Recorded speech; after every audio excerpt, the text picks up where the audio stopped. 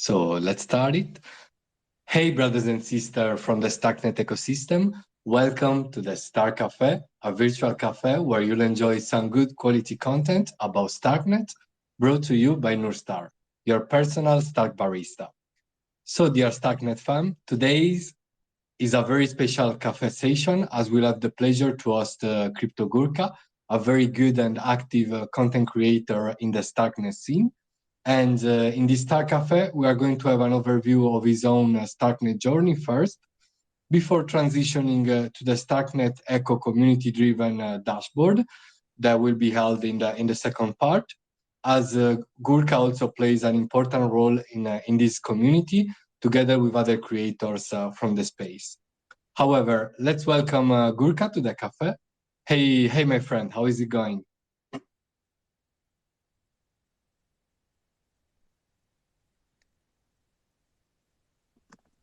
Can you hear me?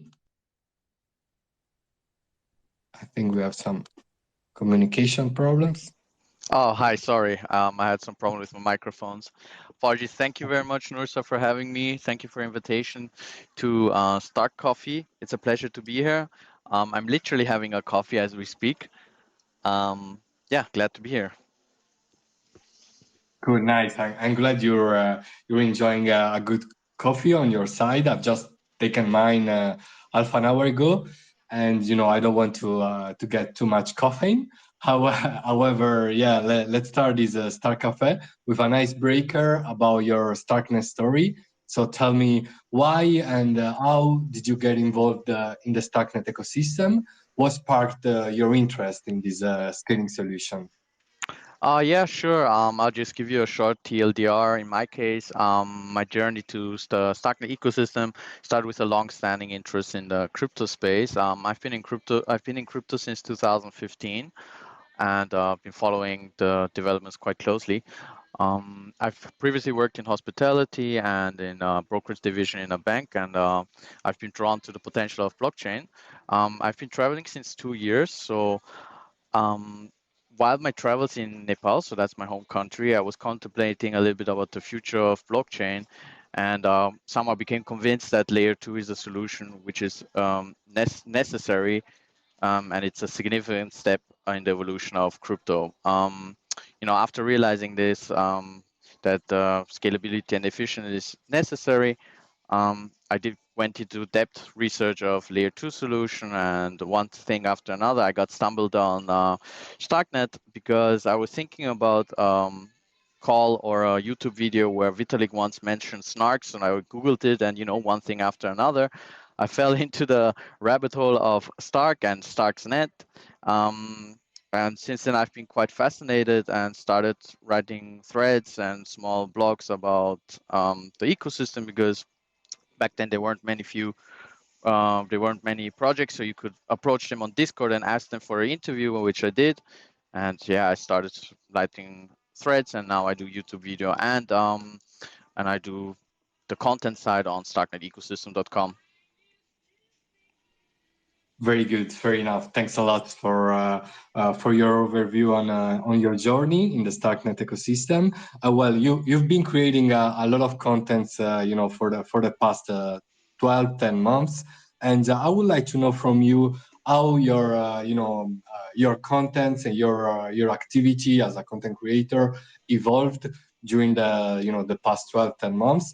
What are the best experiences, feelings, and memories related to Starknet that you've had experiencing during all these months? Also, because you traveled a lot, also to follow all the different Starknet conferences. Also, your content is very conference suitable. So tell me a bit about your own feelings and experiences in this past year. I mean, in the last 12 months.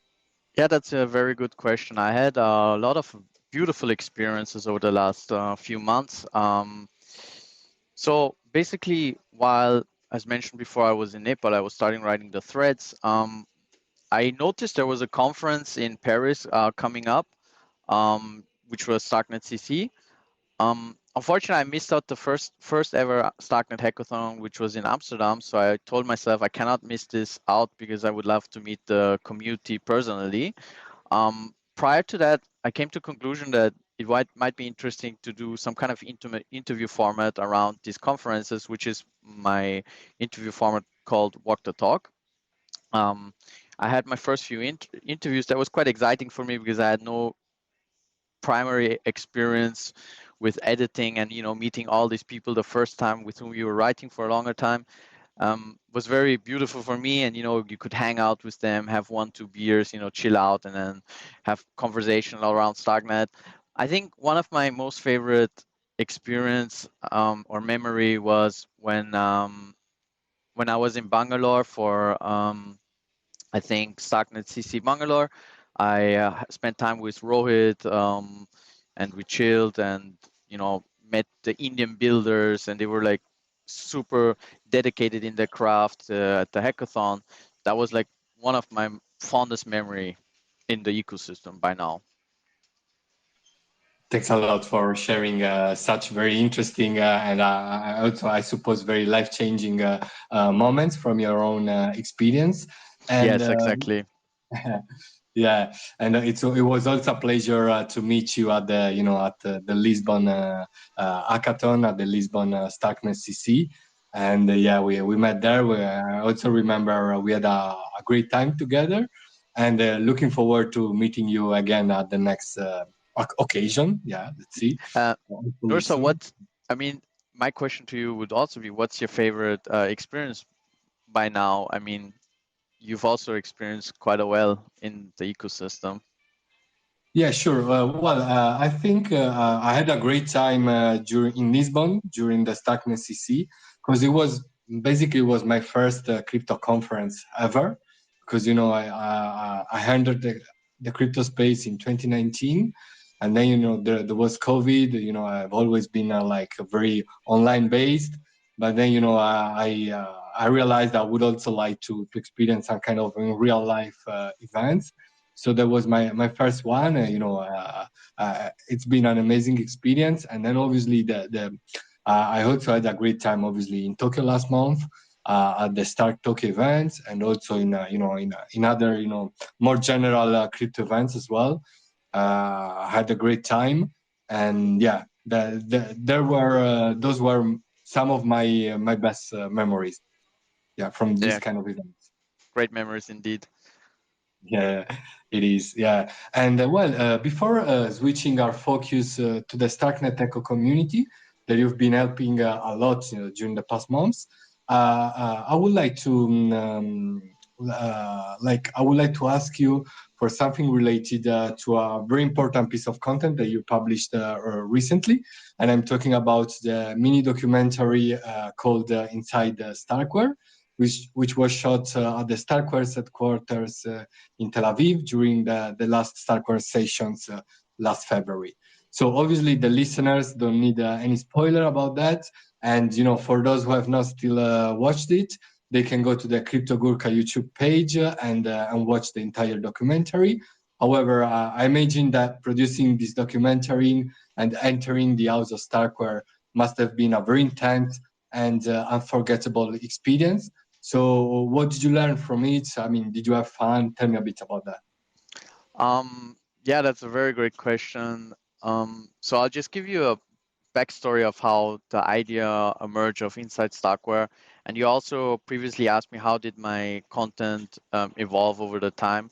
I started with Walk the Talk, and I slowly um, started to change the format into more documentation, meaning documenting the Starknet ecosystem. It started with doing a documentation about Jedi Swap, and then about the Hacker House, for example. And I wanted to do one in Tel Aviv with Starkware because that's the house of Starkware. So I approached them if that would be cool for them, and they invited me basically to their office where we did some scenes. We interviewed the members of Starkware, one of them being Ellie or Professor Nissan, for example.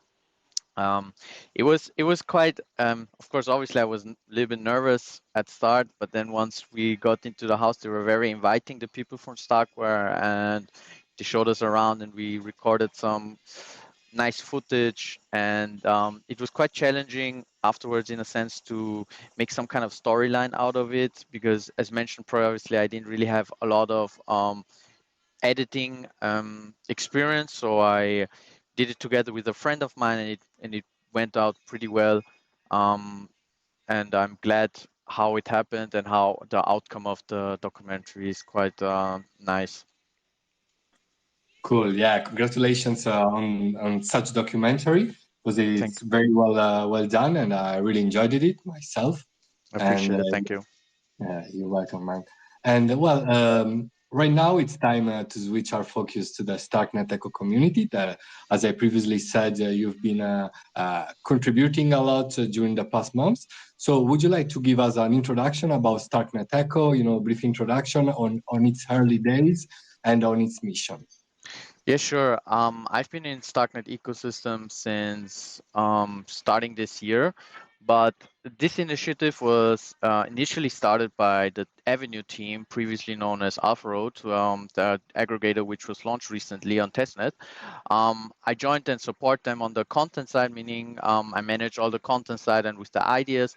Our primary mission is to spread the knowledge and share relevant news and information about Starknet, the community itself, and we aim to create an immersive content experience for every person interested in the Starknet ecosystem itself, um, by providing a platform where individuals can show their newest projects, and we also encourage collaboration and innovation within the ecosystem.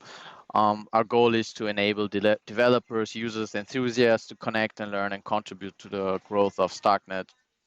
So in summary, it is StarknetEcosystem.com is an online hub dedicated to the Starknet ecosystem, offering resources of information, project names, the teams, and we also jobs, as well as jobs.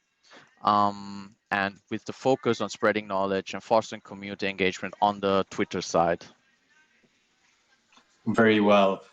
Thanks a lot for enlightening us about the Starknet Eco dashboard and its vibrant community. And well, having said that, I would also like to know a bit more in details how this Starknet Eco community is structured. Obviously, I must say I'm also a contributor to this community, so I could already know the answer, but it's nice to share it with the audience as well. I mean, could you tell us a bit how the Starknet Eco is structured and which are the services and the content formats that are being created by its members currently? Yeah, sure. So the ecosystem.com is structured, at least our Twitter page is structured, which provides access to all relevant content related to Starknet. The primary objective is to serve an entry point for new users and offer information about the Stark world or Starknet ecosystem world, so to speak. So we have 3 different content formats provided by our members, which one of you is you, Stark Science, and me. So the first one is Starknet Science by Stark Science.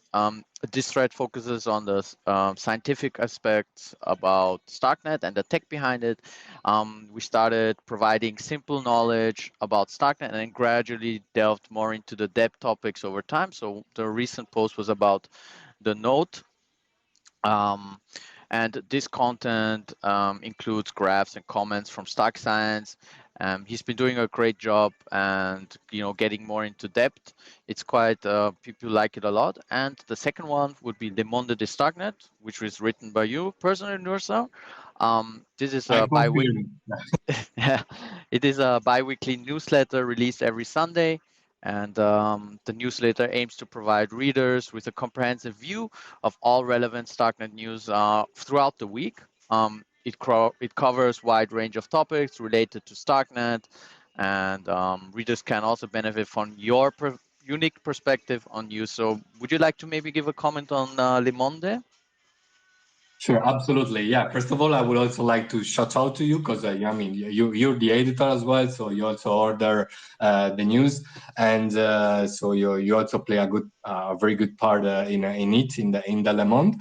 And yeah, I would love to say some words on it. Yeah, I've been having tons of fun by doing the Le Monde for the past 3 months almost. And yeah, it's been an amazing experience also, because it gives me the opportunity also to work together with with you and the other content creators at StarknetEco, and also generally speaking, being also a contributor, to this community is something I really like, because it allows me to, as I said, to work together with interesting people and creators from the space, and it also gives me the chance to make lots of friends like you, and it also creates a space for a lot of brainstorming activity, where all the contributors can benefit from it beyond our personal brands and contents, because we all have our own business, our own projects, but it's also nice sometimes, to give something to a community and mutually benefit from it, and and it's also strengthens the human relationships, which is something I really value a lot, and yeah, it's something. I mean, I think it's very needed for. It's always nice to dedicate a bit of your time for a community-driven initiative beyond your own personal brand. What do you think? Yeah, exactly. We collaborate a lot with the content. We brainstorm together. It's like kind of a unity, putting, like you mentioned, the personal brands aside. Everybody puts in their extra sauce, so to speak, in their own kind of content style, which gives it kind of like a unique perspective of the news. For example, in your case, you mentioned it perfectly. And last but not least, that's my thread, A to Z. So this thread primarily focuses on individual projects within the Starknet ecosystem. It offers us in-depth research and explanations about the presented, but in a little bit more simpler and more accessible manner. So basically, we cut it down. And this is targeted for the new users in the ecosystem who would like to know something about the projects behind it and the teams behind it. And the recent A to Z was about Nostra, exactly. Yeah, cool. Yeah, I remember reading it. A very well done thread about the Nostra DeFi platform. And well, having said that, in the meanwhile, we can also say hi to another OG from the space, Starknet Digger, who's Hello. listening to us. And yeah, having said that, which are the future plans for StarknetEco? I mean, how can people contribute to these community initiatives? Could you spoiler us something? I mean, I can obviously say that much, but StarknetEcosystem.com has future plans to enhance this community initiative by exploring different kind of content styles to make content more immersive and engaging, offering more information. As mentioned, experimenting, approaching a different kind of broader range with the information we get, which are open. Additionally, we would like to partner with other individuals, other initiatives, other projects, and in this case, we can also provide more valuable resources to the community in terms of information, news, etc. And about contributions, we highly encourage people, and they are welcome to the ecosystem.com Telegram group. They can participate and submit maybe a proposal or idea or improvements or even an initiative which you would maybe like to start, or any ideas or feedback. We're open to that. And if developers have projects they would like to be listed on our homepage, we can wish to share you information and resources you need, like for example the GitHub, or even write a dedicated thread for you. And that should be basically, yes, that's the vision, broader vision. Awesome, cool. Well, we are coming to the end of this Star Cafe, but before closing it, I like to know some extra question. What are you looking forward to the most when it comes, to the near future in the Starknet ecosystem? What I mean, can't you wait for something in particular? Like, what do you desire the most when it comes to the Starknet ecosystem in the near future?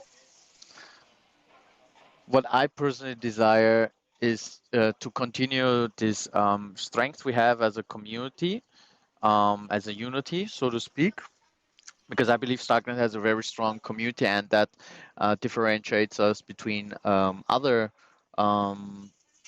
layer 2 solutions, so to speak, in my opinion, my humble opinion. And I would love to see this continuation of growth together and collaboration together. How about you? Yeah, I also agree with you. You know, on the community side, I really believe we can grow a lot from a community. We can consolidate on our current strengths and acquiring additional ones. And on top of that, we can also we can also grow our strengths as soon as the Starknet mainnet becomes fully operational. You know, after the regenesis and so on, and after after most protocols that have been currently building on Starknet will deploy on mainnet, you know, and they will have all transitioned their contracts to Cairo 1.0 by then. And this also excites me a lot, you know, the technical advancements that will be done in the coming months. Also, the UX improvements that will be done in the coming months, as it's been written, you know, in the recent post by StarkWare, you know, highlighting their roadmap regarding UX. Obviously, UX plays a very pivotal and important role when it comes to mass adoption and to attracting new users to Starknet. So I'm very excited for the future, you know, for the next months, for the end of the year, basically for the last 4 months of 2023 and the beginning of the new one as well. Yeah, let's see what the future has for us. Yes, of course. I mean, the technical advancements, there's a lot coming through now. This will be a very exciting year. I couldn't agree more. Yeah, and obviously, last but not least, I look forward to meeting you again. You know, in some of the coming Starknet events, maybe in Paris. You know, who knows? And having said that, I would love to thank you so much for coming to this Star Cafe, and I take advantage also to thank the audience for taking some of their precious time to be today with us. And I hope you all enjoyed this Star Cafe. Thanks a lot once again, Gurkha, for coming. Thanks. Thank you very much for inviting us. Thank you.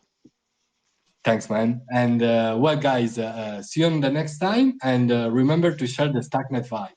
Bye. Bye, Goodbye. guys. Thank you very much.